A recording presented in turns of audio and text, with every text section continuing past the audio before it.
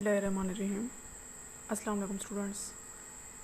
Today our topic of discussion is vegetative shoot apex, which is third outline of plant anatomy. Third outline के हमने first topic कल पढ़ा था apical meristems. अब इसमें हमने वेजिटेटिव शूट एपेक्स पढ़नी है. हमने कल उनके मुख्तलिफ कंसेप्ट भी पढ़े थे, मुख्तलिफ थ्योरीज़ हैं जो एपिकल मेरिस्टम के हवाले से आई थी. अब आज का जो हमारा लेक्चर है वो है vegetative shoot apex. Vegetative shoot apex क्या होता है? शूट अपेक्स या रूट अपेक्स आप सब जानते हैं, पहले आपको फर्स्ट लेक्चर में बताया है. ऐसा पॉइंट होता है रूट अपेक्स या शूट अपेक्स जहाँ पे ग्रुप ऑफ मेरिस्टेमेटिक सेल्स या एक्टिवली डिवाइडिंग सेल्स जो हैं वो प्रेजेंट होते हैं. अब वो मैक्सिमम जो है उनकी तादाद वो कहाँ पे प्रेजेंट होते हैं? शूट अपेक्स पे या रूट अपेक्स पे. अब शूट अपेक्स क्या होता है? इसमें भी डिवाइडिंग सेल्स जो हैं वो प्रेजेंट होते हैं प्राइमरी प्लांट बॉडी में. शूट अपेक्स में नोड्स और इंटरनोड्स होते हैं. नोड्स से जो है लीव्स ओरिजिनेट होते हैं और साथ में इनमें एक्सिलरी बर्ड्स भी होते हैं. एक्सिलरी बर्ड्स जो हैं वो कहाँ पे प्रेजेंट होते हैं? ये बर्ड जो है लीव्स के एक्सिल्स पे प्रेजेंट होते हैं. अब इन एक्सिलरी बर्ड्स से लेटरल शूट्स या लेटरल ब्रांचेस जो हैं वो ओरिजिनेट होती हैं. वो भी हम शूट अपेक्स में पढ़ेंगे. वेजिटेटिव शूट अपेक्स अगर हम साइज़, शेप या जोनेशन देखें, मेरिस्टेमेटिक एक्टिविटी देखें, वो मुख्तलिफ होती हैं, वेरी करती हैं. उसकी डिटेल हम आगे पढ़ेंगे. ये डायग्राम आपने पीछे भी देखी है, शूट अपेक्स की है. शूट अपेक्स की सिर्फ दिखाने का मकसद है. यहाँ पे शूट अपेक्स होता है, इसकी तीन जो है लेयर्स हैं डिवाइडिंग सेल्स की. पहली ट्यूनिका है, एक कार्पस है. ये ट्यूनिका जो है ये आउटसाइड एपिडर्मस जो है बनाती है. कॉर्पेक्स जो है इनर ग्राउंड टिश्यूज़ जो हैं वो इससे बनते हैं. अब यहाँ पे जो है ये एक्सिलरी बर्ड है, ये जो है ये यंग लीफ है. अगर आप यंग लीफ को देखें तो इसका जो एक्सिल होता है मीन्स वो जो लीफ है, लीफ की बेस को कहते हैं लीफ एक्सिल. अब ये लीफ की बेस से ही निकल रहा है ना एक्सिलरी बर्ड, इसलिए ये बताइए कि एक्सिलरी बर्ड जो हैं वो लीफ की एक्सिल से निकलते हैं, इसलिए इनको एक्सिलरी बर्ड्स कहते हैं. इन्हीं एक्सिलरी बर्ड से जो है लेटरल ब्रांचेस जो हैं वो ओरिजिनेट होंगी. ठीक है. अब ये एपिडर्मस है, प्रोटोडर्म से बन रही है. प्रोकैम्बियम है ये जिससे जो है वस्कुलर टिश्यूज़ बनेंगे. ग्राउंड टिश्यूज़ है जिससे पीथ एंडोडर्मस जो है वो बनेंगे आगे. Presence of an apical cell is characteristic of shoot apices in seedless vascular plants.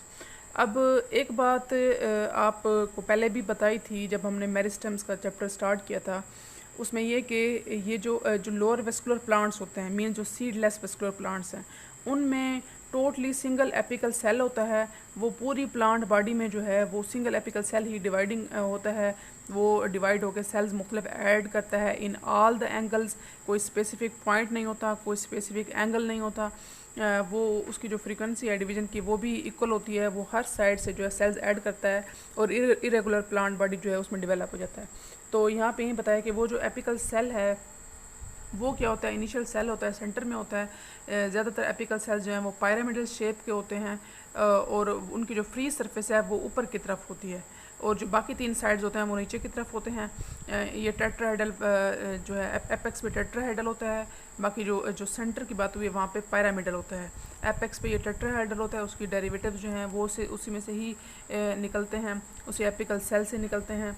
उनकी डिवीजन से प्रोड्यूस होते हैं. एपिकल सेल्स 3 साइडेड भी होते हैं with 2 sides along the newly cells are cut of.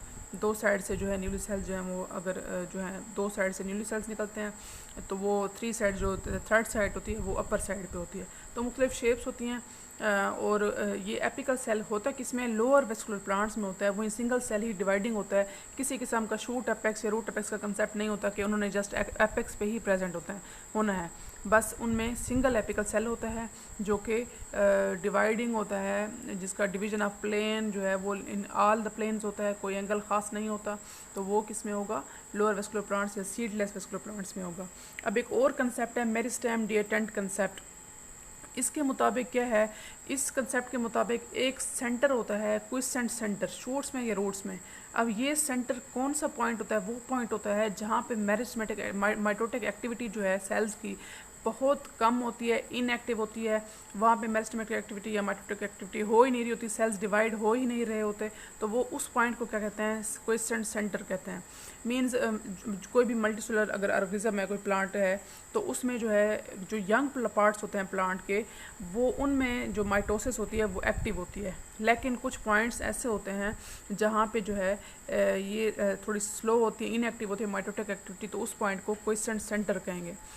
तो अब ये मज़ीद इस पे जब स्टडी की गई कि किस पॉइंट पे माइटोसिस ज़्यादा हो रही है, ये कि कैसे पता चलेगा, ये पता चलेगा माइटोटिक इंडेक्स से, मींस माइटोसिस का रेट क्या है, ड्यूरेशन क्या है सेल साइकिल का उस पॉइंट पे, माइटोसिस की मेजरमेंट, इसमें डीएनए का अमाउंट कितना है, डीएनए का अमाउंट से पता चलेगा कि माइटोसिस कितना हो रही है शूट में या रूट एपेक्स में।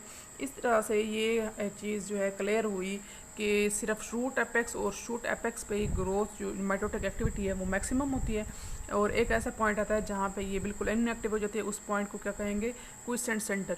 अब नेक्स्ट में देखें यहाँ पे क्विसेंट सेंटर दिखाया गया है, ये जो पॉइंट है ये क्विसेंट सेंटर है।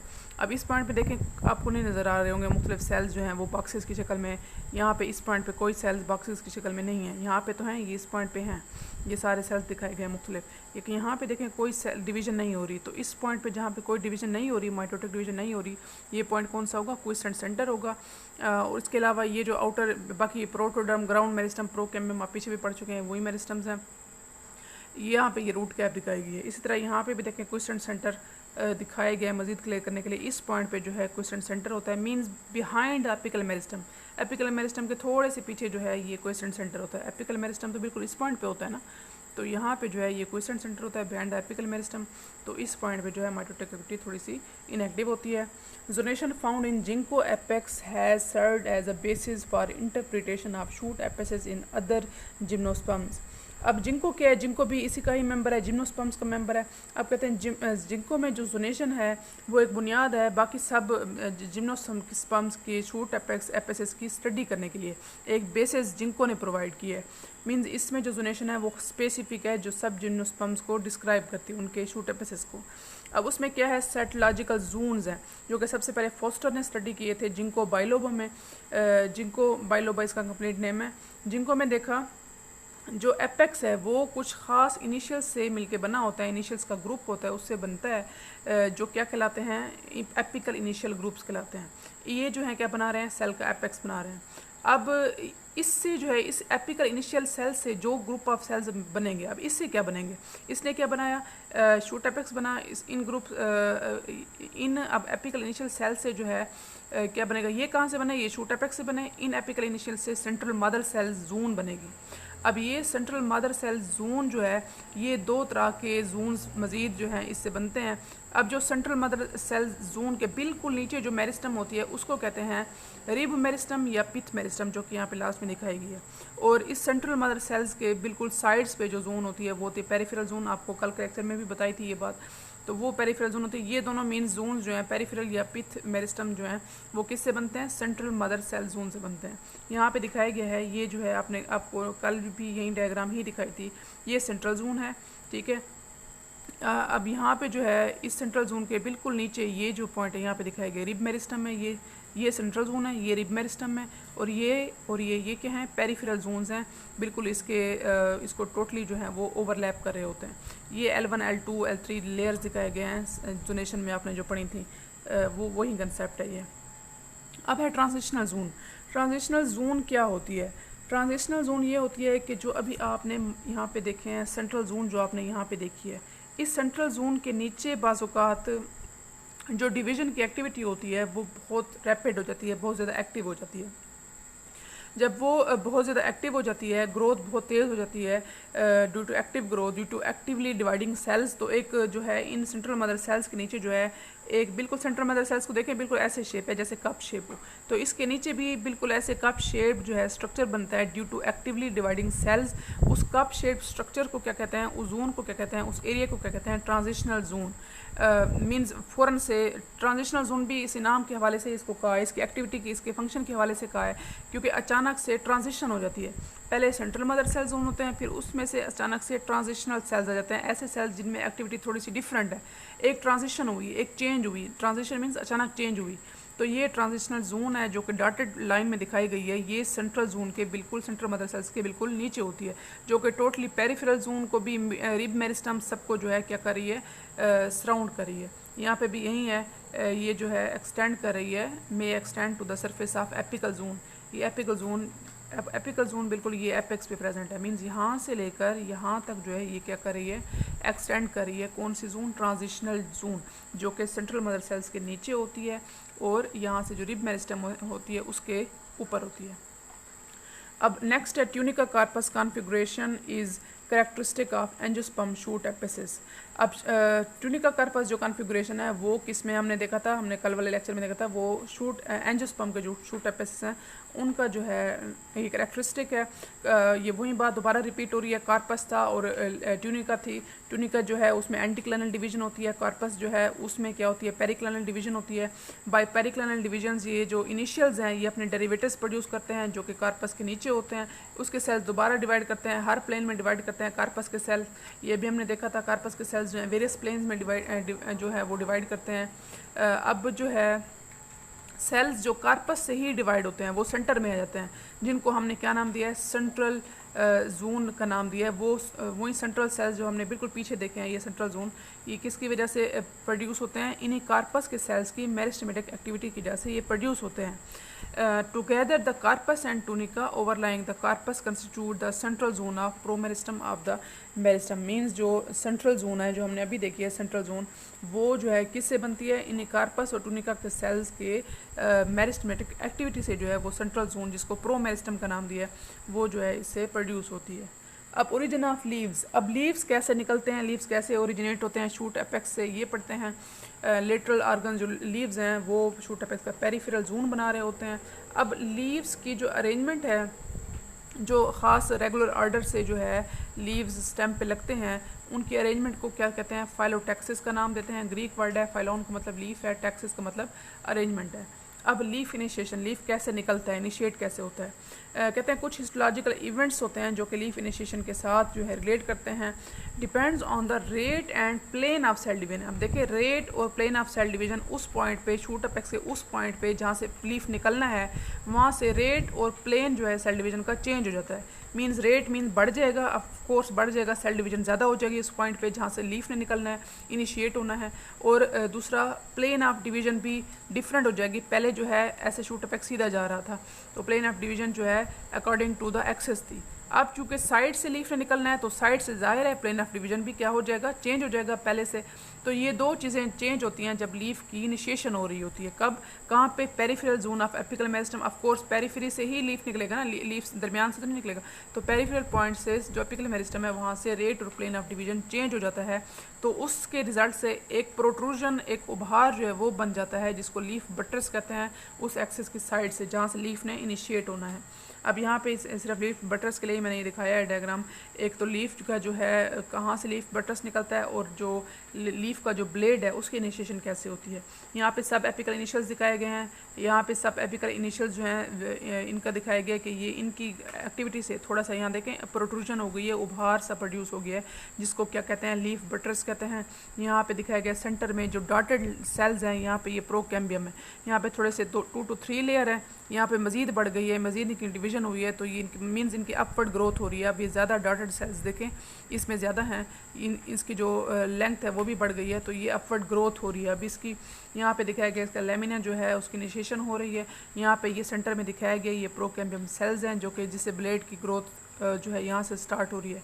यहाँ पे बिफोर इनिशिएशन ऑफ ब्लेड, जिसमें लीफ ब्लेड जो लीफ का क्या होता है, चिपटा चौड़ा हिस्सा होता है, उसकी अभी यहाँ पे इनिशिएशन नहीं हुई। एफ पे देखें, यहाँ पे जब सेंटर में, जब प्रोकैम्बियम सेल सेंटर में आ गए तो इसका मतलब है ये जो लीफ का चौड़ा हिस्सा है, जहाँ से लीफ सेंटर से ही चौड़ा होता है ना, चिपटा होता है, तो वो लीफ ब्लेड होता है। तो सेंटर से जब मेरिस्टेमेटिक सेल्स की एक्टिविटी ज़्यादा हो जाएगी तो यहाँ से लीफ ब्लेड की ग्रोथ भी बढ़ जाएगी।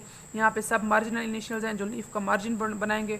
यहाँ पे प्लेट मेरिस्टम्स डिवाइड बाय एंटीक्लिनल भी पेरिक्लिनल डिवीजन इसमें डिवाइड होंगे, तो पूरा जो है लीफ जो है वो क्या हो जाएगा, डेवलप हो जाएगा। अब है प्लास्टोक्रोनिक चेंजेस क्या होते हैं।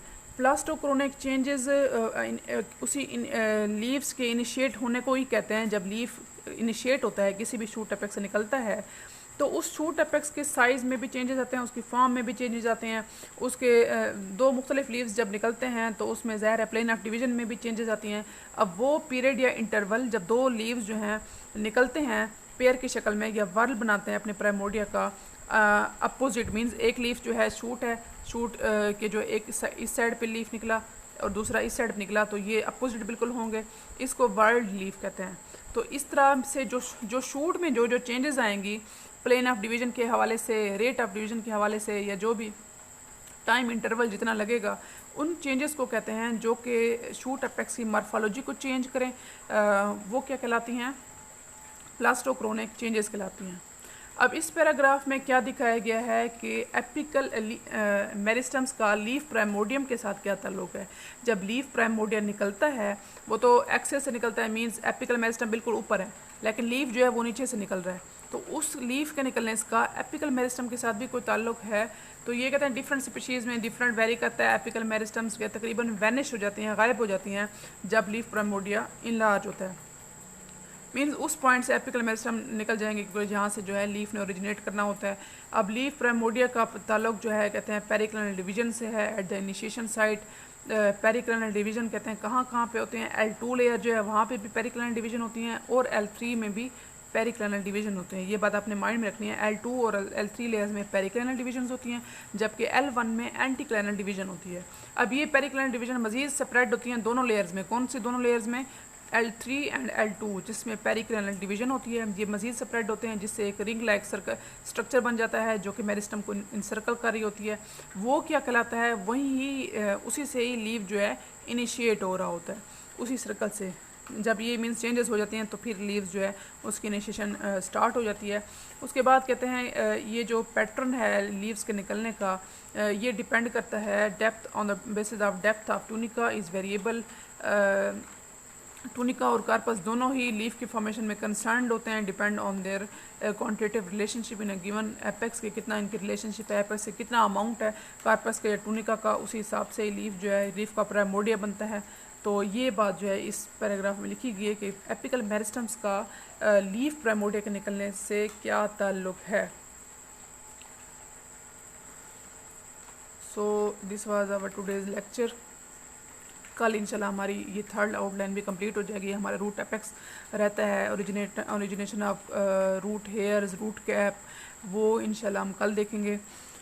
तो आज का जो लेक्चर है इसको अच्छी तरह आप देखें, इसी के ही आप नोट्स बनाएं। बाकी मज़ीद अगर आपने गाइड ले लेनी है तो कारवान में भी अच्छा लिखा हुआ है, वहाँ से भी आप थोड़ा सा ले सकते हैं। डायग्राम्स भी आपने अगर ऐड करनी है वो भी आप कर सकती हैं, और भी जहाँ से भी आपको नोट्स मिले, आप जितना आप अपने टॉपिक को अच्छा बेहतर से बेहतर बनाना चाहती हैं आप बना सकते हैं। बस यही मेरी रिक्वेस्ट है कि डेली के लेक्चर्स आप देखा करें ताकि आपका जब वीकली टेस्ट होता है जो आपका 3 लेक्चर्स का, उसमें मुझे सेटिस्फेक्शन हो, वो उसमें आप मुझे सेटिस्फाई करें, मुझे पता चले कि आप डेली के लेक्चर देख रहे हैं। मुझे बड़ी मायूसी होती है, बहुत ज़्यादा डिसअपॉइंटमेंट होती है जब मैं देखती हूँ 2 दिन बाद भी कि लेक्चर के व्यूज़ जो होते हैं वो इतने कम होते हैं जितनी आपकी क्लास की स्ट्रेंथ भी नहीं है। तो मींस लेक्चर स्टूडेंट्स वॉच ही नहीं करते, जस्ट वो अटेंडेंस मार्क कर लेती हैं और बस। तो वहाँ पे व्यूज़ तो मेरे पास क्लियर नहीं आते कि किस किस ने देखा है, किस किस ने नहीं देखा। ये चीज़ आप पे ही डिपेंड करती है कि आप कितना हद तक सिंसियर हैं अपनी स्टडीज़ के हवाले से। आप सब जानते हैं आपके मिड टर्म जो हैं सुना है 1 मंथ के अंदर ही होने वाले हैं, क्योंकि पहले पेंडेमिक की वजह से बहुत ज़्यादा आपके पहले भी सेशन बहुत प्रोलॉन्ग हो गए हैं। तो इसलिए आपको चाहिए आप अपनी स्टडीज़ पे ही फोकस करें, डेली के लेक्चर देखें। आपके पास बाद में टाइम नहीं होगा, मैं आपको बार बार कह रही हूँ, आपके पास टेस्टिंग का भी टाइम नहीं होगा। तो डेली के आप जब लेक्चर देखेंगे नोट्स वगैरह बनाती जाएंगी, साथ साथ नोट्स ही बनाएंगी तब आपकी तैयारी भी हो जाएगी। और वीकली टेस्ट में थोड़ी सी ईमानदारी अगर दिखानी है तो वो आपने अटैम्प्ट करना है। उसके बाद आप खुद अपने आप के साथ सेटिस्फाई होंगी, इसमें आपका अपना ही फ़ायदा है। ओके, गुड लक, कल फिर मिलते हैं इंशाल्लाह। अल्लाह हाफिज़।